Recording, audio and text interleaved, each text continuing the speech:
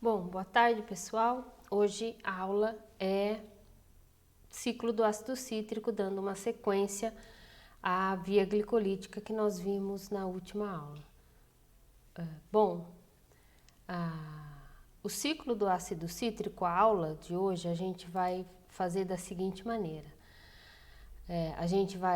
Vou fazer uma introdução, como aspectos principais, nós veremos a conversão do piruvato a acetil-CoA, que é uma etapa muito importante dessa reação, dessas reações que nós veremos. Veremos as reações do ciclo, depois a regulação e as reações anapleróticas, e que o ciclo não é bem um ciclo. Nessa aula a gente vai até as reações do ciclo, ok? Bom, iniciando então o ciclo do ácido cítrico, a gente pode resumir, mais uma vez retomando, de que os processos oxidativos, os vários processos oxidativos que acontecem numa célula para obtenção de energia, seja para oxidação de glicose, de ácidos graxos ou de aminoácidos, essa oxidação, esse catabolismo, vai perder elétrons e por meios ou por vias diferentes, todos vão chegar ao intermediário comum, que é a acetil-CoA.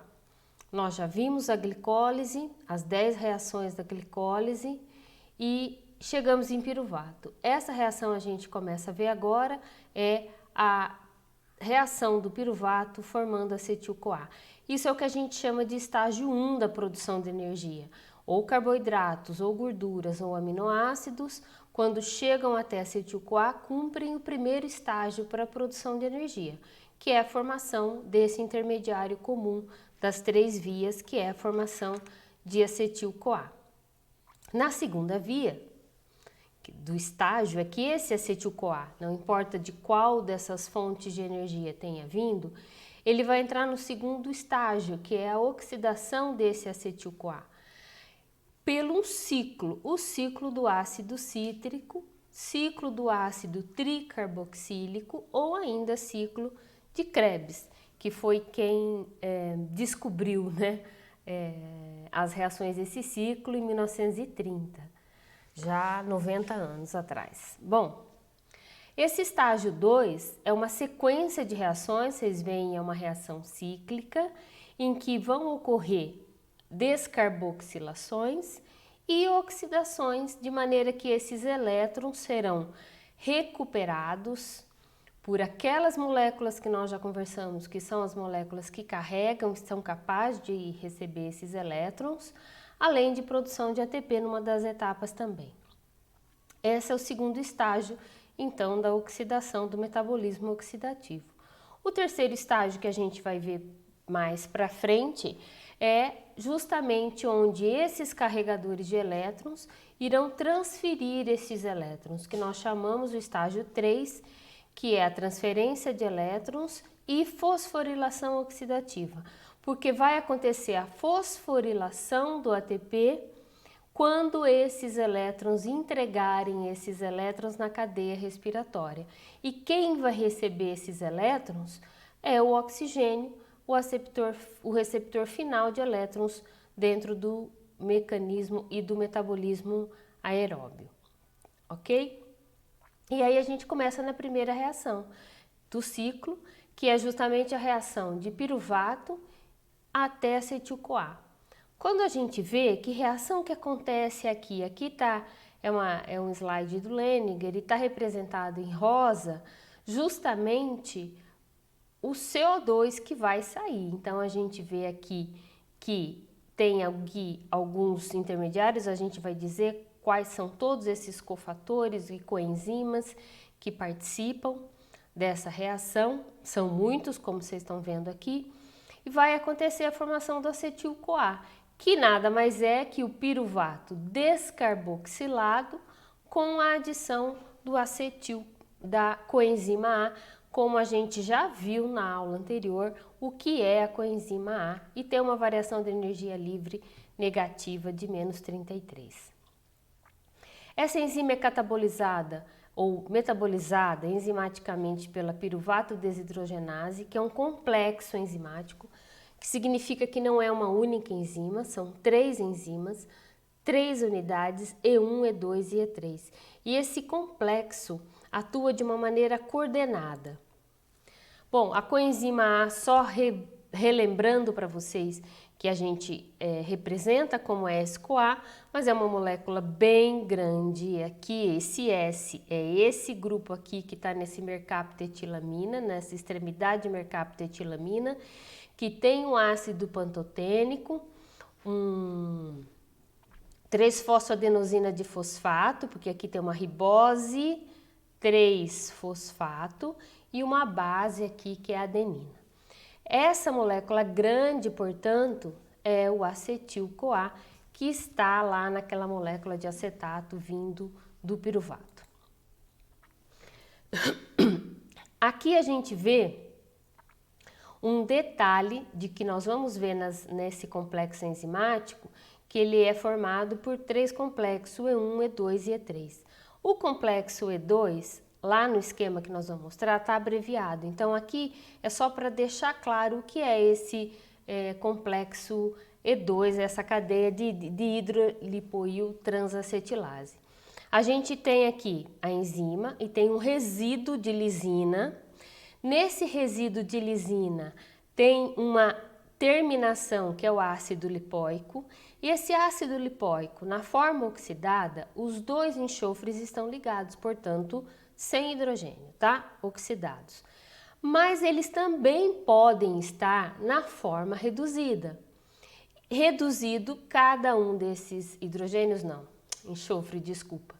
Esses enxofres aqui estão oxidados, aqui os enxofres estão reduzidos com hidrogênios ligados a eles. E ainda pode ter a forma acetilada desse complexo aqui, dessa enzima, que é a cadeia polipeptídica do E2, tá bom? Nós vamos ver isso nesse esquema, na sequência da complexo da piruvato desidrogenase. Esse é o maior complexo multienzimático conhecido. Ele é formado por 3, nós vamos ver ele com detalhes para que vocês entendam como essa coordenação é importante entre esses complexos enzimáticos de maneira a garantir a formação do produto de maneira efetiva, como nós vamos ver. E muita coisa acontece ao mesmo tempo. Aqui nós temos a E1, que é piruvato desidrogenase, a E1, que é essa amarela, a E2, que é dihidrolipoamida acetiltransferase, então a gente já sabe os nomes das enzimas, aquilo que eles querem dizer, que a E2 é essa verdinha, e finalmente a E3, que é a dihidrolipoamida desidrogenase. Aqui nesse esquema só tá para vocês, para a gente ter uma ideia de que essa mesma enzima pode acontecer em leveduras, em mamíferos e também em bactérias com diferentes estruturas e com diferentes posições da presença desse domínio lipoil. Então é uma enzima complexa, bem complexa, e todas essas enzimas estão ligadas, juntas num único complexo, fazendo com que o substrato entre aqui, chegue aqui e o produto saia automaticamente, como a gente vai ver numa sequência de reação. Bom, que é essa sequência aqui. Eu vou dar um zoom aqui, talvez, para vocês verem aqui, ó. Tá? Para ficar melhor aqui, tá bom? Aqui, o que a gente está vendo aqui? Olha, o piruvato, que é a molécula que vai se transformar em acetil-CoA, tá vendo aqui, ó? Acetil-CoA, tá bom? Esse piruvato descarboxila através da ação desse primeiro complexo enzimático, que é a piruvato desidrogenase. A gente está vendo aqui na piruvato desidrogenase, vou deixar assim para ter um pouco mais de foco. Nesse piruvato desidrogenase, a gente tem aqui a reação do piruvato com essa tiamina pirufosfato, que é esse TPP, né?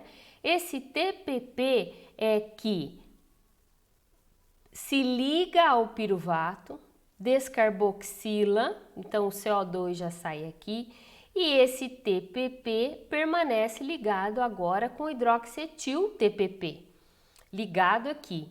E esse grupamento dessa tiamina pirofosfato ligado com esse grupamento acetil, hidroxietil, vai reagir com aquele resíduo do complexo 2, agora da dihidrolipoiltransacetilase, que tem aquele braço de cisteína, de lisina, com o ácido lipóico aqui na extremidade, que a gente viu no slide anterior, que está oxidado.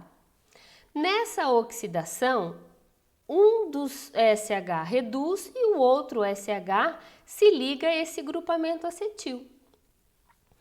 Esse grupamento, então, acetil e SH, ao reagir com o CoA, que é aquele grupamento enorme, vai transferir esse acetil para o CoA, formando acetil-CoA.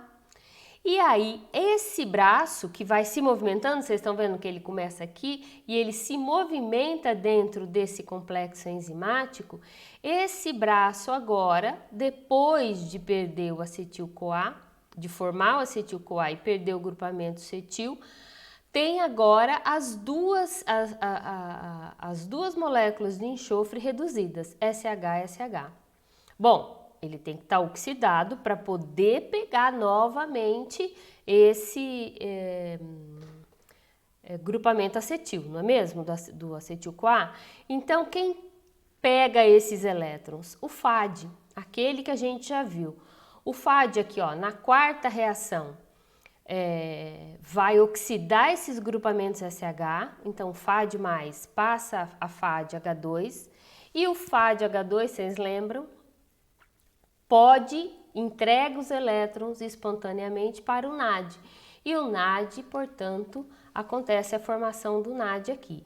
Então, o piruvato chega, descarboxila, transfere para a tiamina pirofosfato, que vai reagir com a extremidade do ácido lipólico do complexo 2 desse complexo, e vai formar acetil-CoA, mas vai deixar as extremidades reduzidas e elas serão oxidadas na sequência por FAD e depois por NAD.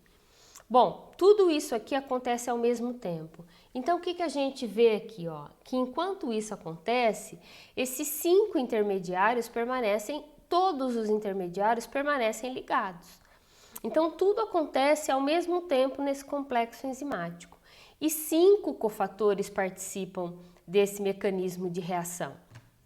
São eles o FAD, a tiamina pirofosfato, a flavina adenina dinucleotídeo, FAD, a coenzima A e a nicotinamida adenina dinucleotídeo, NAD, e o lipoato. E isso tem, obviamente, consequências para isso, né? Para essa reação. A gente vê que ela é dependente de muitas coenzimas, de FAD, coenzima A, NAD, e esse complexo atua sempre junto. Então, isso aqui essa ação conjunta que promove essa eficiência na transformação do piruvato até acetil-CoA. Bom, e aí a gente chega no ciclo de Krebs, né? No ciclo do ácido cítrico, que é essa sequência de reação do acetil-CoA, nessa sequência toda aqui de reação, e a gente vê que o acetil-CoA, a primeira reação do ciclo, como está aqui no cantinho, ó, a primeira reação é a reação de oxalacetato reagindo com acetil-CoA, formando o citrato, certo? Ó, reação 1, reação do acetil-CoA formando com oxalacetato, formando citrato.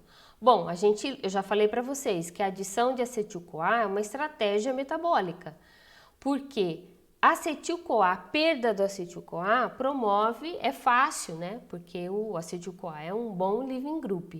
Então, essa primeira reação do ciclo já começa sendo vamos dizer assim, facilitada pela saída desse grupo. Bom, essa sequência de reação, como vocês estão vendo aqui, ó, toda essa sequência de reação, vocês estão vendo que tá marcado aqui, ó, em cor de rosa, os 2 carbonos que vêm do acetil-CoA. Então, a gente vai ver que essa reação aqui, na sequência, o que acontece no ciclo são descarboxilações. Então, a gente vai ver que tem 2 etapas aqui em que acontece a saída de CO2 e reações de oxirredução, que quem capta esses elétrons são o NAD, o FAD e a produção de energia aqui na forma de ATP. Então, o ciclo vai se regenerando e continuando conforme chega acetil-CoA para reagir e formar citrato, tá bom? São essas sequências de reação que nós estamos vendo. Então, na hora que você olha no ciclo assim, o que é que forma no ciclo afinal? Para onde está indo o acetil-CoA? O acetil-CoA aqui não está sendo descarboxilado, porque a gente começa essa reação aqui com 3 carbonos, certo? Aí junta com o oxaloacetato, que tem 4, e vai formar uma molécula grande, que é o citrato aqui, grande, porque vem da fusão de uma molécula de 2 carbonos com outra de 4 carbonos. E o citrato vai sendo, então, numa sequência de reação, vai perdendo esse carbono até a gente voltar numa molécula aqui de 4 e condensar novamente com de 2 até perder 2 carbonos. E nessa sequência de reação, os elétrons vão sendo transferidos para o NAD, para o FADH2 e produzindo energia. Vamos ver então as reações uma por uma, tá? Então, se a gente vem aqui, ó, e vamos seguir aqui, deixa eu diminuir. A gente vê a primeira reação do ciclo. A primeira reação, portanto, é a reação do acetil-CoA com oxaloacetato, uma reação mediada pela citrato-sintase, levando à formação de citrato. E vocês veem aí que tem uma variação de energia livre bem negativa, né? Porque o CoA, lembra aquelas moléculas que são de alta energia? O acetil-CoA é uma delas. Então, a quebra ou a hidrólise dessa reação, desse leaving group, promove essa variação de energia livre bem negativa. Bom, formou o citrato. Eu vou dar um exemplo aqui do que acontece com a citrato-sintase. A citrato-sintase eu vou mostrar ela aberta, ou seja, a enzima sozinha, sem a ligação do substrato. E o substrato é o acetil-CoA e o oxaloacetato, que são os reagentes, né, que vão formar o citrato. Quando a gente vê que essas moléculas estão ou se ligam na estrutura da citrato-sintase, a própria estrutura vocês veem que fecham em relação à anterior, que está mais aberta, tá? Então, a enzima, como a gente já sabe, se acomoda a essa presença justamente para que a reação aconteça, tá? Então, aqui a gente tem 2 domínios, um representado pela cor azul e o outro representado pela cor cinza da citrato-sintase. Em vermelho, o acetil-CoA, em amarelo, o oxaloacetato, tá bom? Bom, formou citrato. A próxima etapa é a formação do isocitrato. O isocitrato, como vocês veem aqui, ele tem apenas uma diferença aqui de... Opa, foi para trás, deixa eu voltar para cá. O citrato tem apenas uma diferença do isocitrato da posição da hidroxila e do hidrogênio. Há uma troca nessa posição e há a formação do isocitrato. A reação seguinte à formação do isocitrato é mediada por uma enzima, a aconitase, e a reação seguinte já é uma reação de óxido-redução, porque a gente tem aqui uma descarboxilação e uma óxido-redução, certo? E então, a gente tem o isocitrato com 1, 2, 3, 4, 5, 6 carbonos, e esse carbono que está marcado como azul passa a ser um carbono, esse grupamento é o que vai descarboxilar. E a gente vê também a reação de oxidação e redução, né? Quem oxida aqui é a molécula do isocitrato e quem vai reduzir é a molécula do NAD. E essa redução e oxidação leva à formação do alfa-cetoglutarato. O alfa-cetoglutarato que a gente vai ver em várias etapas dentro do metabolismo, não só no ciclo de Krebs. Essa molécula vai estar envolvida em várias outras reações dentro do ciclo. E vocês veem que a variação da energia livre dessa reação é também bem negativa e leva à formação de menos 20,9 kJ por mol. Então, aqui a primeira descarboxilação e a primeira redução do ciclo, formando oxidação do ciclo, formando o alfa-cetoglutarato. E a enzima que catalisa é a isocitrato desidrogenase. Como a gente sabe que as deidrogenases são enzimas que promovem reações de oxirredução. Bom, agora a gente entra numa outra reação importante também no ciclo, porque ela tem uma enzima que também é um complexo bem parecido a do piruvato desidrogenase que a gente viu com detalhes, tá? Em estrutura e em função. E também tem precisa também de cofatores, como a coenzima e o NAD, tá? Aqui acontece uma outra descarboxilação na sequência e uma outra oxidação e redução. Mais uma vez o NAD se reduz e o alfa-cetoglutarato agora oxida succinil-CoA. Então, CoA mais uma vez é adicionado aqui numa molécula formando succinil-CoA, tá? E essa reação é uma reação que também tem uma variação de energia livre bem negativa, porque se forma um produto bem reativo, que é um produto qualquer que tenha o CoA ligado, vai ser um produto cuja hidrólise vai fornecer uma variação de energia livre negativa. Bom, a reação seguinte da succinil-CoA vai ser então agora intermediada, né, por uma outra enzima, que é a succinil-CoA sintetase. Então, vamos sintetizar succinato às custas da hidrólise de novo desse CoA. Esse CoA vai sair, só que essa energia é dirigida para a formação de GTP, que é análogo a um ATP. Então, forma energia aqui nessa reação do ciclo de Krebs. E a variação de energia livre aqui é pequena, por conta dessa energia livre já que é consumida na formação do ATP.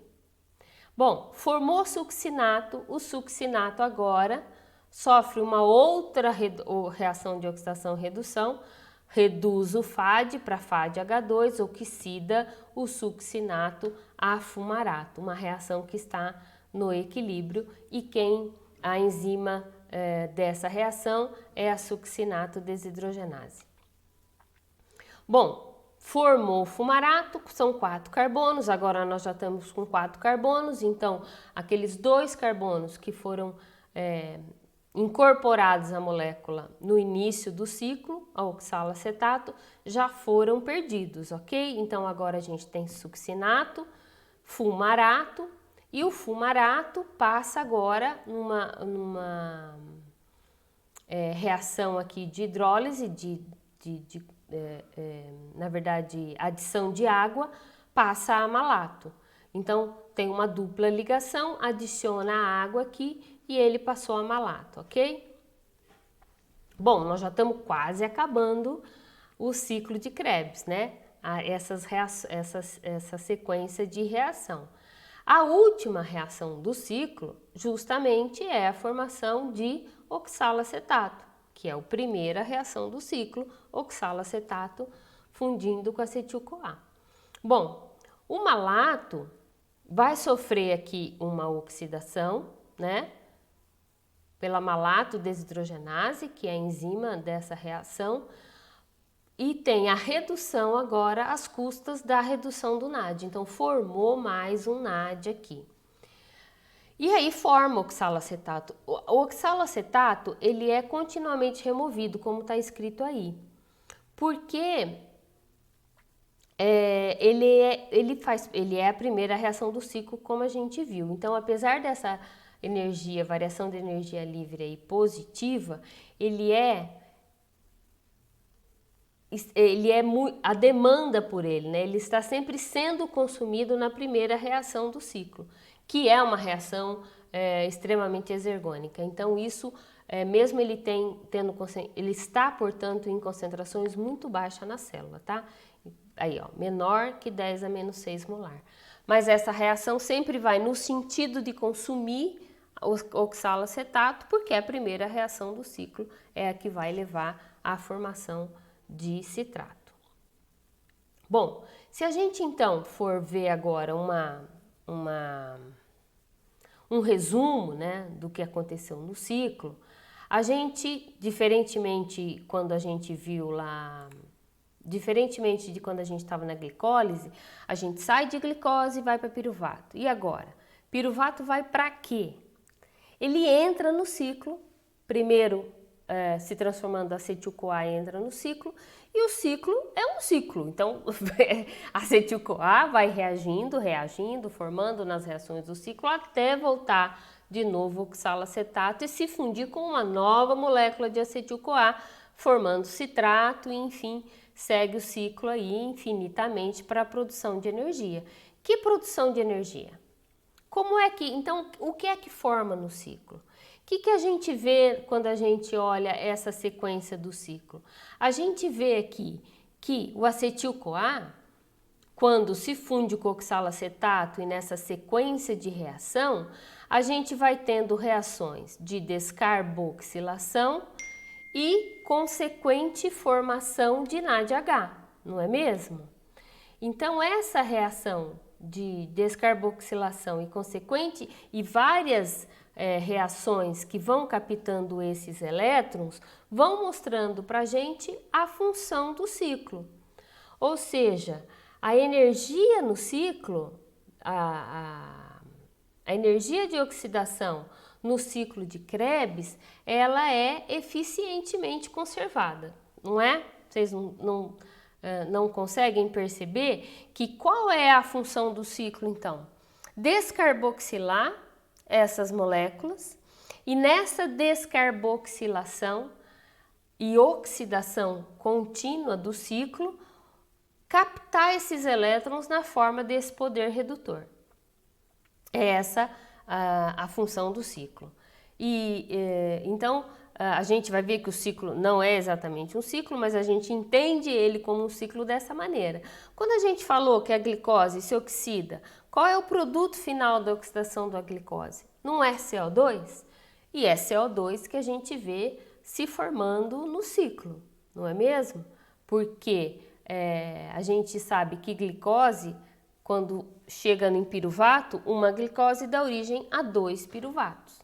Então, cada piruvato que entra aí vai dar origem a 2 CO2, são 2 piruvatos que entram para cada molécula de glicose, não é?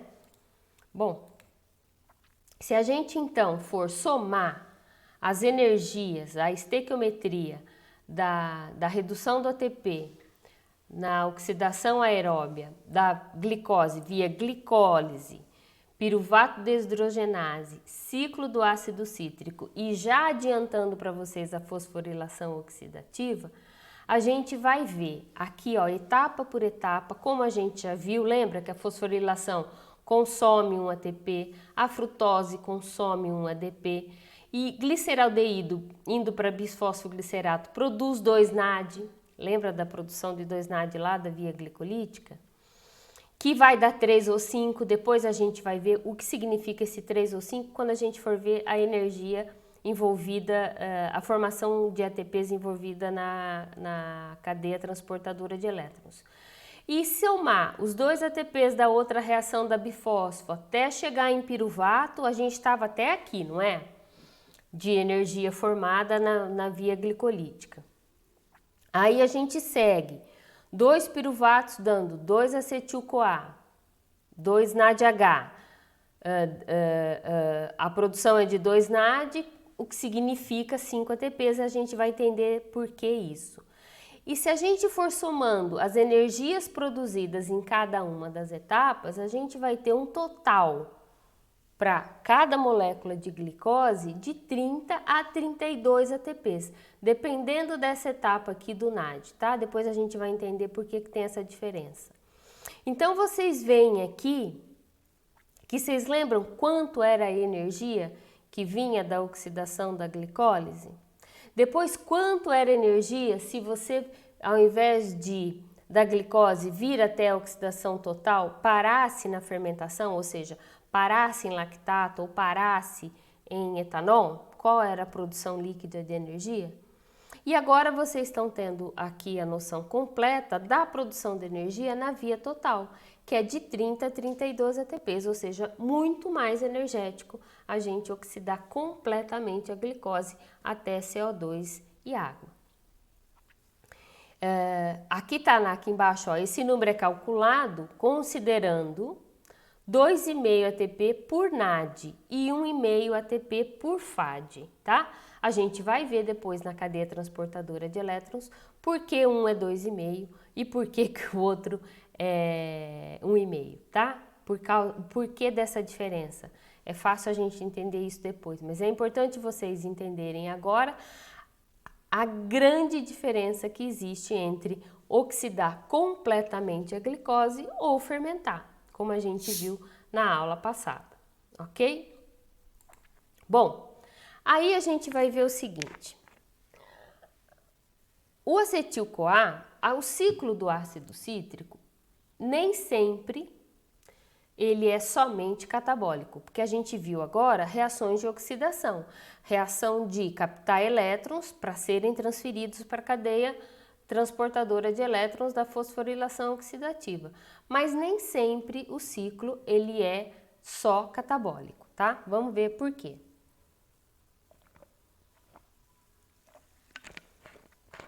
Vários intermediários do ciclo podem e são transferidos para vias biosintéticas ou anabólicas. Quando? Dependendo da demanda desse organismo. Então, esse organismo precisa de energia para sintetizar novas moléculas. Quais novas moléculas eles precisam sintetizar? Se essas moléculas forem, por exemplo, aminoácidos, nucleotídeos, grupo M do sangue e muitas outras, sim, esses intermediários vão servir para isso. Então, quando chegar em alfa-cetoglutarato,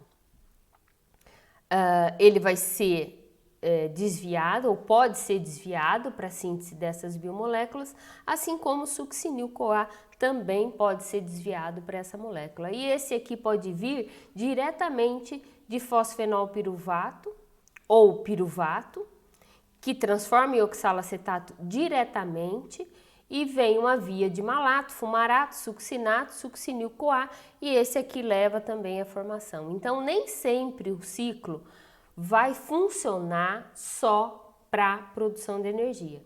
Muitas vezes os intermediários do ciclo podem ser desviados para outras rotas, como por exemplo nós estamos vendo aqui, tá?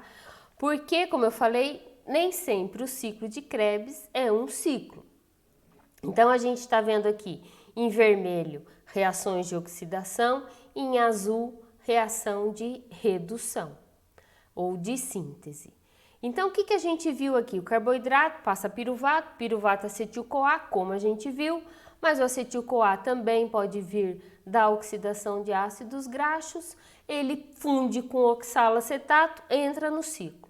Citrato, por exemplo, pode ser o precursor de ácidos graxos e esteroides, então o citrato pode ser desviado para isso também. Alfa-cetoglutarato para glutamato, aminoácidos, nucleotídeos.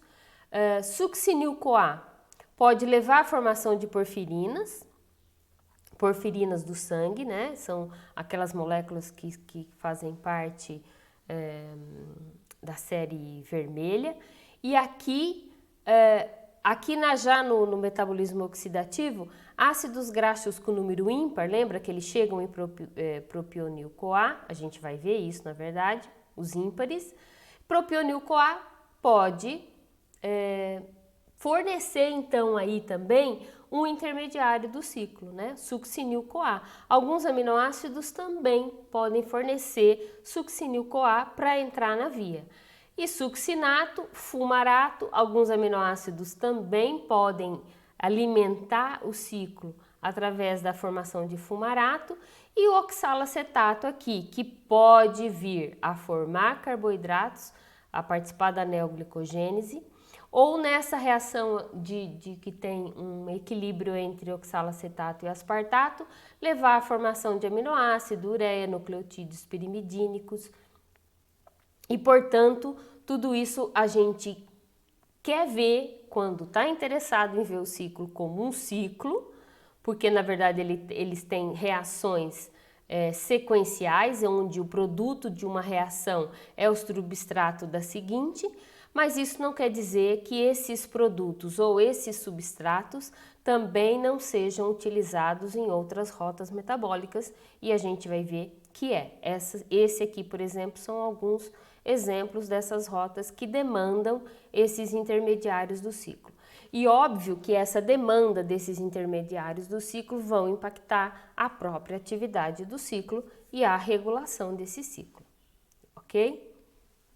Bom, e tem aqui, é importante, eu vou explicar, por exemplo, como esses intermediários podem ser, mais uma vez, desviados para essas rotas.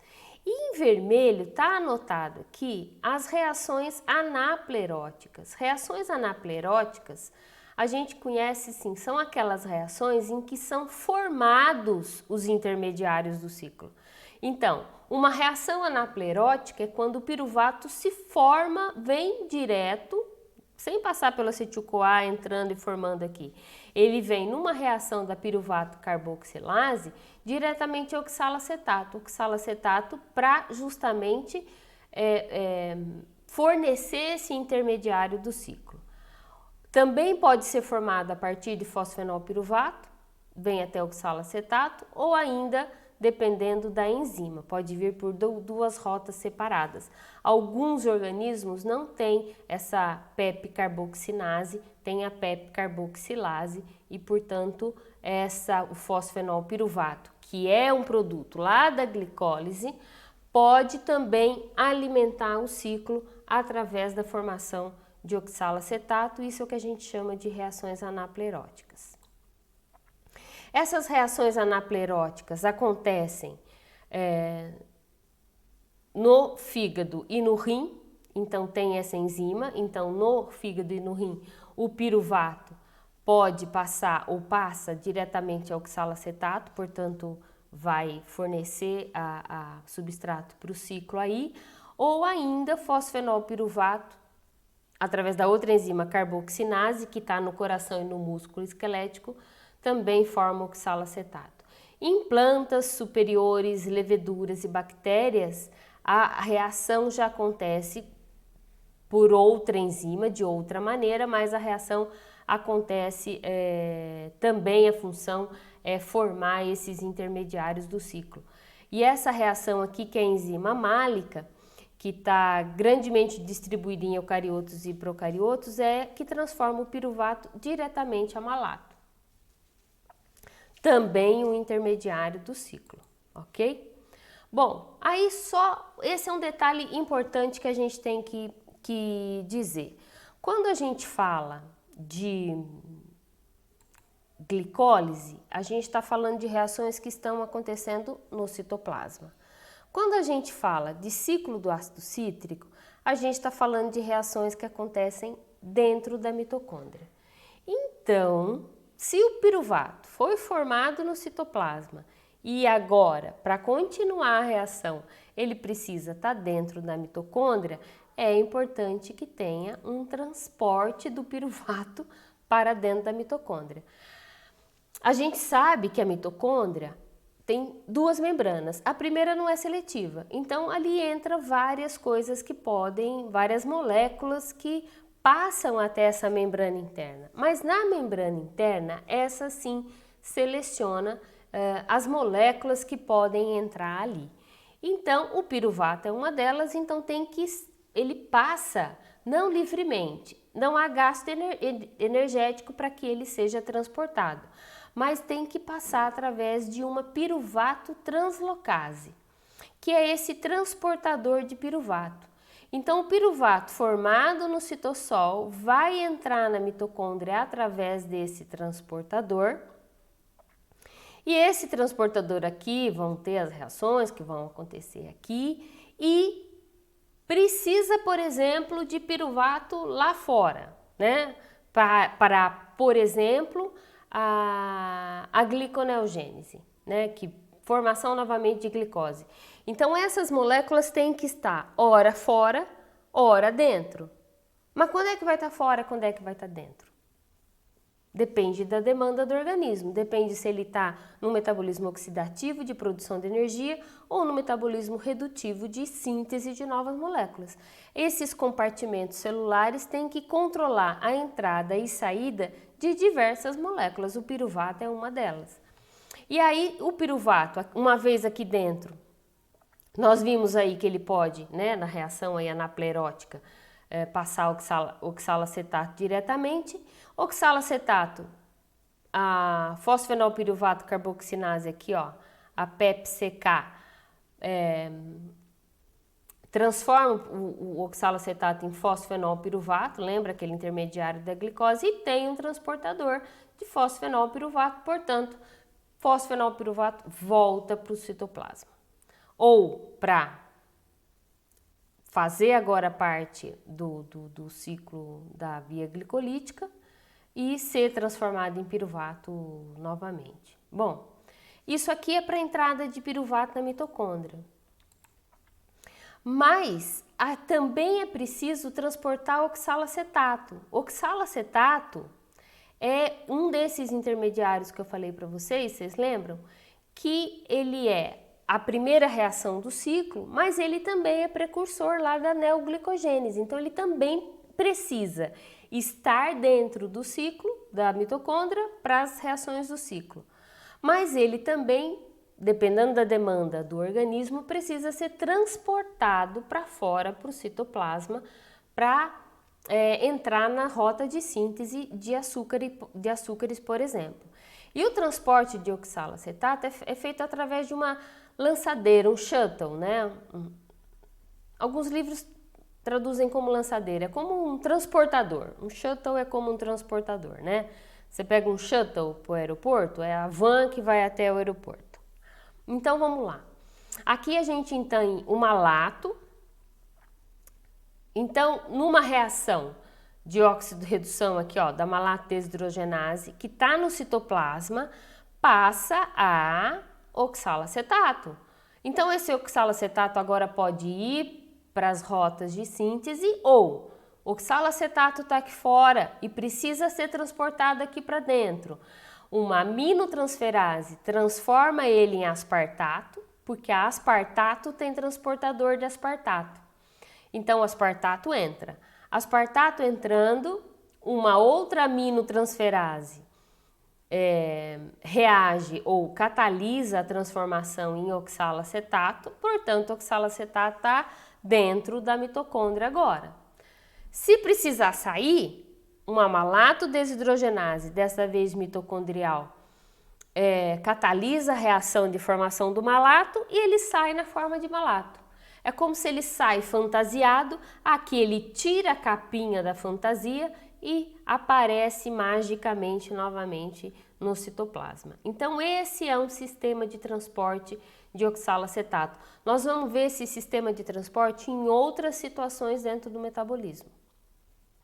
Essa é uma delas, tá? Então, onde tem uma estratégia, a molécula tem que ser levada para fora, mas não tem um transportador específico para ela. Então, tem uma reação interna aqui dentro da mitocôndria que vai transformar na molécula que tem um transportador.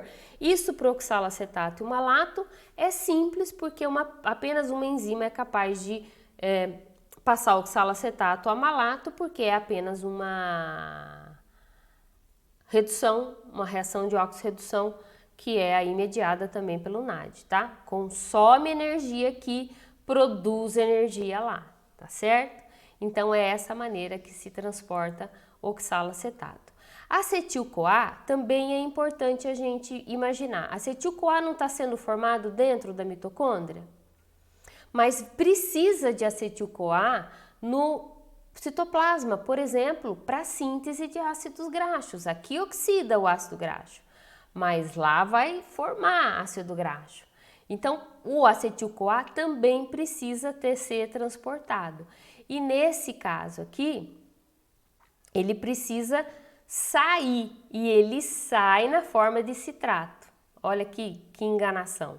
Ele sai na forma de citrato, aí tem uma ATP citrato liase que forma oxalacetato e põe o acetil-CoA aqui para fora da mitocôndria no citoplasma e, portanto, agora isso é uma outra maneira de fazer transporte de outra molécula que foi produzida dentro da mitocôndria e que precisa sair agora, ser exportada para o citoplasma. Ok? Bom, essa aula do ciclo do ácido cítrico a gente encerra por aqui, que são as sequências de reações desse ciclo, e depois a gente vai, na próxima aula, discutir a regulação do ciclo e também retomar algumas dúvidas que tenham ficado da regulação da glicólise também, porque a gente vai ver essas enzimas e, como são complexos enzimáticos, elas vão ter também uma regulação mais complexa, né? Porque essas têm diferentes moléculas que vão atuar também diferentemente em várias etapas do ciclo, inibindo ou acumulando ou estimulando as reações do ciclo. Além de outras moléculas de rotas prévias ou subsequentes que também terão interferência na atividade do ciclo. Tá ok? Então, a gente termina por aqui hoje. Na próxima aula a gente discute, então, a regulação do ciclo e retoma também a regulação da glicólise, que vai estar linkada com a regulação do ciclo, tá? Era isso que eu tinha para dizer para vocês e a gente se vê na aula síncrona, ok? Até mais!